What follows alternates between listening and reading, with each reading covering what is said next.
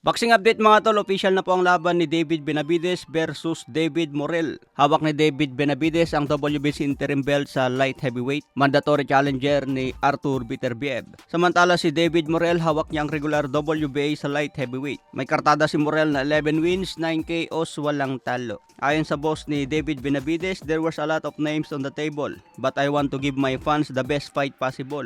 I reached out to David Morrell and his team to make this fight happen, and we got the contract done. Ibig sabihin mga tol, nagkapirma na ng kontrata at matutuloy na ang laban. May balita din na posible daw mangyari ito sa December or January 2025. May balita din na makakasabayan ni David Benavides itong si Tank Davis kontra Lamont Roach. Sabi ni David Benavides, matinding bakbakan na naman ang makikita natin laban kay Morrell. Sa ngayon, kung titignan natin ang ranking sa light heavyweight, number 1 si Artur Beterbiev, number 2 si Dimitri Bivol at number 3 na si David Benavides. Habang number 9 naman itong si David Morrell. Ngayong October 13, abangan natin ang bakbakan ni Dimitri Bivol versus Artur Beterbiev.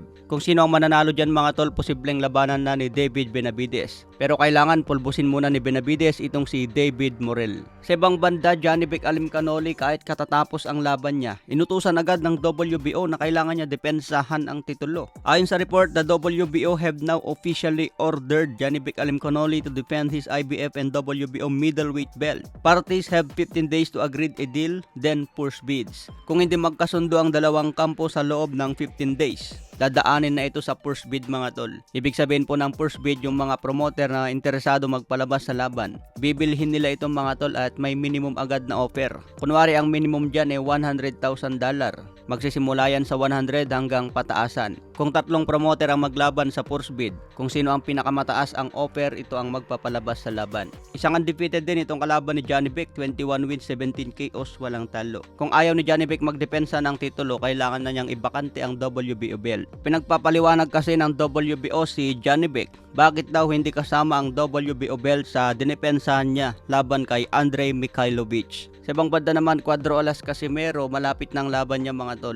Makikita natin dito, basang-basa pa rin sa pawis si Cuadro Alas. Ibig sabihin mga tol, kinukuha pa rin ang kanyang tamang timbang sa 122 pounds. Siguro konti na lang ang ibabawas ni Casimero mga tol para pagdating sa final weigh-in, swak sa 122.